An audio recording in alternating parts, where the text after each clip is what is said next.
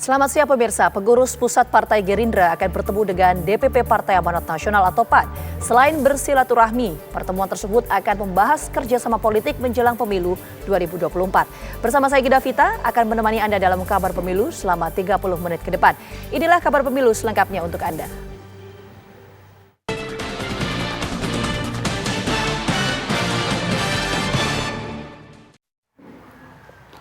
Pemirsa, Partai Golkar menggelar Rapat Kerja Nasional atau Rakernas di kantor DPP Golkar Jakarta. Rakernas digelar untuk membahas susunan kepengurusan dan juga strategi partai dalam menghadapi pemilu 2024. Partai Golkar menggelar Rapat Kerja Nasional atau Rakernas yang berlangsung di kantor DPP Golkar. Rapat dihadiri Ketua Umum Golkar Erlangga Hartarto dan sejumlah petinggi partai. Rapat ini membahas susunan kepengurusan dan strategi partai untuk menghadapi pemilu 2024 mendatang. Dalam pidatonya, Erlangga Hartarto menegaskan bahwa Partai Golkar harus memenangkan pemilu 2024 dengan pencapaian target Pilpres di nomor 1, 20% target kemenangan di kursi DPR RI, dan 60% kemenangan di Pilkada. Ada sejumlah kesepakatan yang dihasilkan dalam Rakernas Partai Golkar ini. Diberikan mandat kepada Ketua Umum untuk menetapkan Capres-Cawapres dan koalisi bersama Partai Golkar. Kemudian yang kedua terkait dengan sistem pemilu, seluruh daerah dan ormas meminta agar pemilu dilakukan secara proporsional terbuka. Dan oleh karena itu menugaskan kepada DPP untuk terus berjuang agar sistem proporsional terbuka bisa diperjuangkan. Hingga saat ini Partai Golkar masih belum mengumumkan atau mendeklarasikan secara resmi nama capres maupun cawapres yang diusung. Walau nama Erlangga belum dideklarasikan secara resmi, Partai Golkar tetap memutuskan calon presidennya dari Golkar adalah Erlangga Hartarto. Dari Jakarta, Frita Zega, Ahmad Budiman, TV One mengabarkan. Kita beralih ke informasi lainnya pemirsa, DPP Partai Gerindra mendatangi kantor DPP PAN di Warung Buncit, Jakarta Selatan. Bagaimana pertemuan Gerindra dengan PAN selengkapnya? Kita akan langsung tanyakan kepada reporter TV One Leo Chandra yang ada di kantor DPP PAN. Leo, ini kan pertemuan antara Gerindra dan PAN dilakukan pasca PAN bertemu dengan PDIP. Apa yang menjadi diskursus dalam pertemuan hari ini, Leo?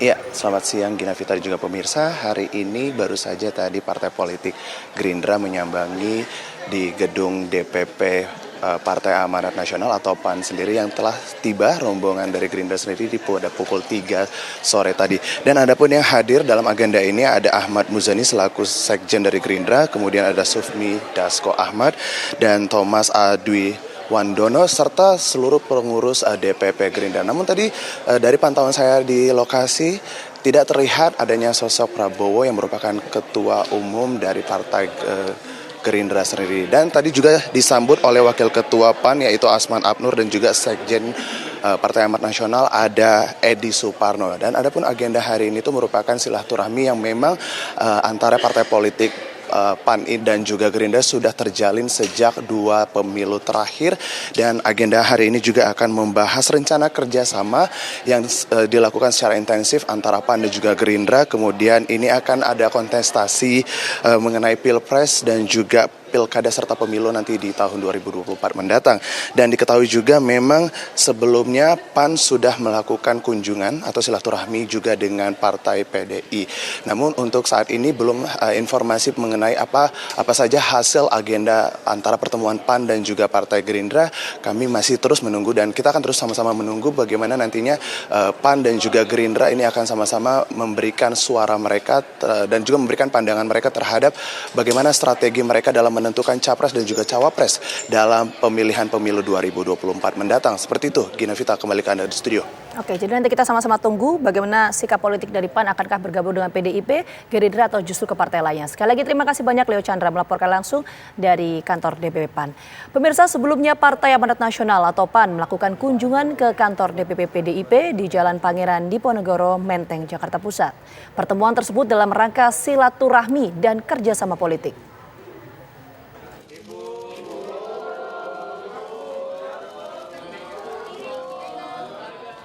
Partai Amanat Nasional atau PAN melakukan kunjungan ke kantor DPP PDIP di Jalan Pangeran Diponegoro, Menteng, Jakarta Pusat. Pertemuan kedua partai ini merupakan kali pertama dalam konteks kerjasama Pilpres 2024. PAN mengaku akan kembali membahas hasil pertemuan dengan PDIP secara internal. Punya ikatan, ya, dari daerah yang sama, itu dekat sebetulnya juga. Bakal calon presiden Baca Pres 2024 dari PDIP Ganjar Pranowo juga turut hadir dalam pertemuan tersebut dan optimis PAN akan berkoalisi bersama PDIP. Ganjar tegas meyakini PAN 100% mendukungnya sebagai Baca Pres. Selain PAN, sebelumnya P3 juga telah berkunjung ke kantor DPP PDIP. Dalam pertemuan itu, P3 sepakat mendukung Ganjar sebagai Presiden 2024. Dari Jakarta, Dava Akbari, TV One mengabarkan. Saya ngomong begini, masukan seperti apa adanya. Karena mereka kan suka relawan. Pemirsa, PDIP akan menggelar rapat kerja nasional 6 hingga 8 Juni 2023 dengan mengambil tema fakir miskin dan anak-anak terlantar dipelihara oleh negara.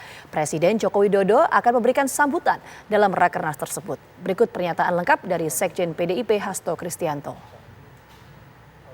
Dan pembukaan rakernas akan dihadiri oleh Bapak Presiden Jokowi di dalam pidato politik Ibu Megawati Soekarno Putri dan juga sambutan arahan dari Presiden Republik Indonesia Bapak Presiden Jokowi dengan mohon maaf nanti akan disampaikan secara tertutup, mengingat rakernas ini momentum yang sangat penting di dalam mempersiapkan seluruh strategi pemenangan pemilu tahun 2024.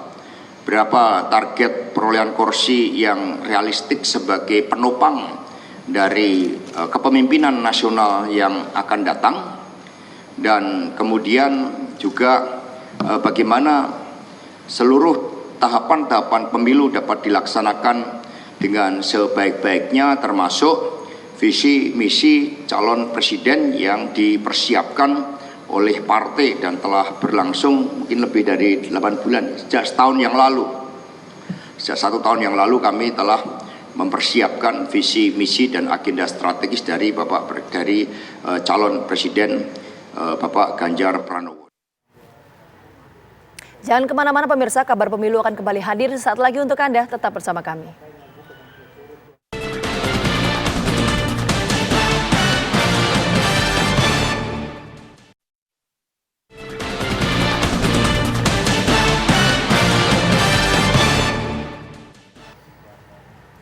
Bakal calon presiden Ganjar Pranowo menyapa kalangan milenial dan Gen Z di Pos Blok Kecamatan Sawah Besar, Jakarta Pusat.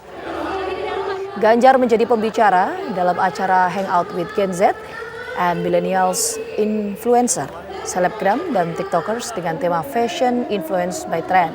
Ganjar menyampaikan proses kreatif yang dapat tercipta dari beragam situasi yang ada. Ganjar mengharapkan pemirsa generasi Z dan milenial dapat terus mengembangkan bakatnya agar generasi wirausaha dan entrepreneur bisa terus lahir dan membanggakan bangsa Indonesia.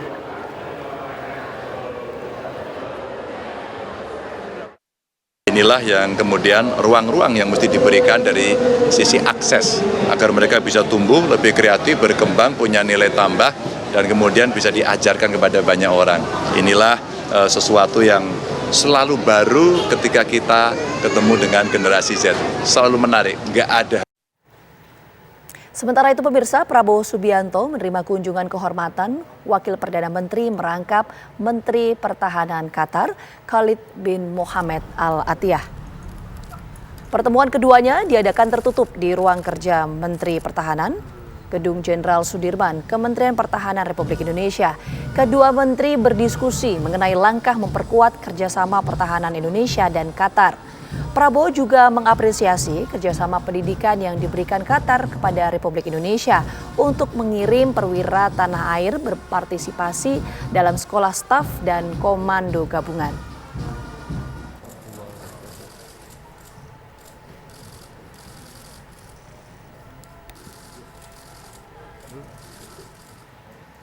Sebelumnya pemirsa, bakal calon presiden Anies Baswedan menyempatkan diri menonton ajang Formula E di Jakarta International E-Prix Circuit. Mantan Gubernur DKI Jakarta itu datang bersama dengan istri, anak, dan menantunya. Berbeda dengan saat menjabat sebagai Gubernur DKI Jakarta, Anies kini menonton sebagai warga biasa. Anies juga menyatakan berharap yang terbaik untuk gelaran Formula E.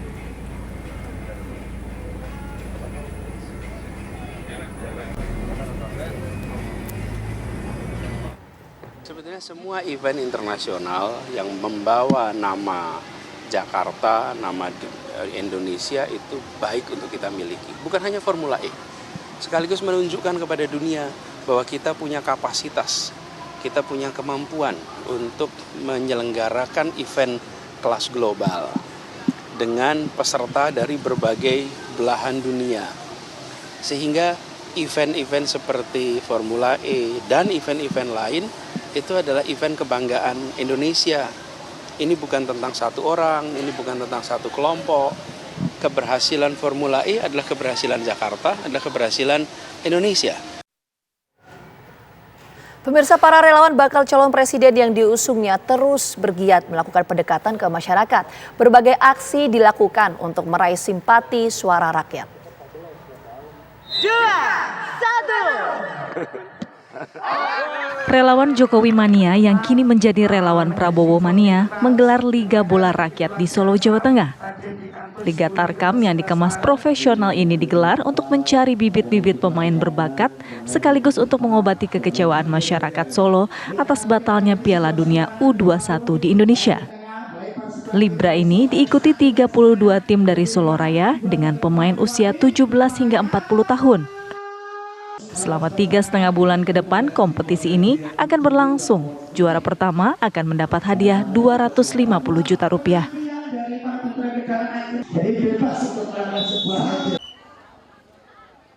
Kelompok emak-emak yang tergabung dalam Sandiaga Salahuddin Uno Club menggelar bazar sembako paket murah, yaitu dengan menjual paket-paket sembako 15.000 saja.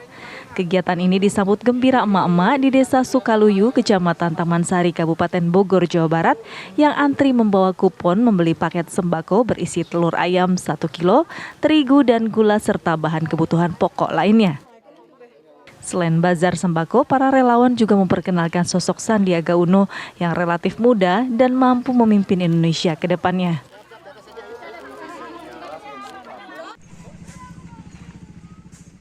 Relawan Ganjar Pranowo yang tergabung dalam Orang Muda Ganjar atau OMG melakukan bakti sosial dengan memperbaiki jalan di Desa Karangsari, Kecamatan Ulubelu, Kabupaten Tanggamus, Lampung.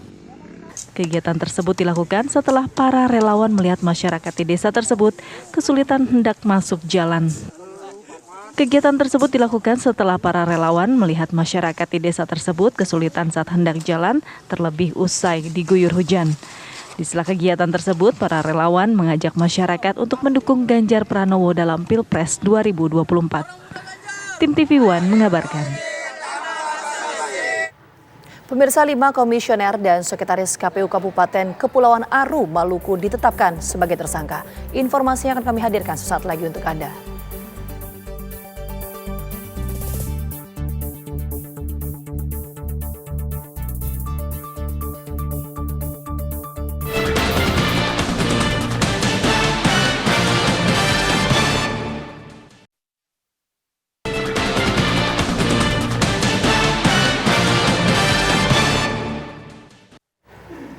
Pemirsa, Dewan Pimpinan Daerah DKI Jakarta PDIP menggelar konsolidasi akbar pemenangan pemilu legislatif dan Pilpres 2024. Bakal calon Presiden Republik Indonesia Ganjar Pranowo turut hadir dan memberikan pidato politik.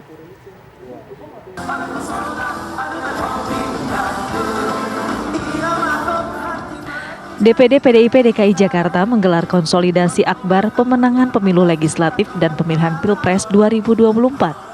Agenda ini dihadiri oleh pengurus, kader, anggota legislatif, dan simpatisan dari PDIP DKI Jakarta. Bakal calon Presiden Ganjar Pranowo dan Sekjen PDIP Hasto Kristianto juga menghadiri gelaran ini.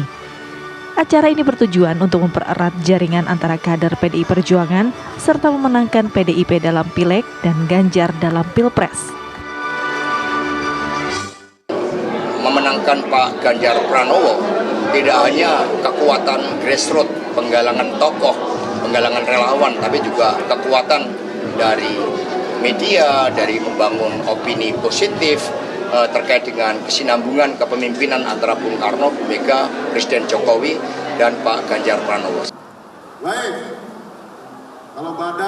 Sejumlah partisipan dari PDI Perjuangan memadati basket hall GBK dengan membawa atribut partai bernuansa merah dan mengenakan kopiah hitam dengan menyuarakan kemenangan Ganjar dalam Pilpres 2024. Dari Jakarta, Kurnia Amal, Rashid Hartadi, TV One mengabarkan. Pemirsa, 5 komisioner dan sekretaris KPU Kabupaten Kepulauan Aru, Maluku ditetapkan sebagai tersangka. Mereka terjerat kasus penyalahgunaan dana hibah Pilkada Bupati dan Wakil Bupati Kepulauan Aru tahun 2022. Setelah menerima hasil perhitungan kerugian keuangan negara dari BPK RI, penyidik Polres Kepulauan Aru kemudian menetapkan 5 komisioner KPU Kepulauan Aru sebagai tersangka. Selain kelima anggota komisioner KPU, Polres Aru juga menetapkan sekretaris KPU sebagai tersangka. Mereka ialah MD, MAK, YL, TJP, KR, dan AR yang menjabat sebagai sekretaris KPU Kepulauan Aru.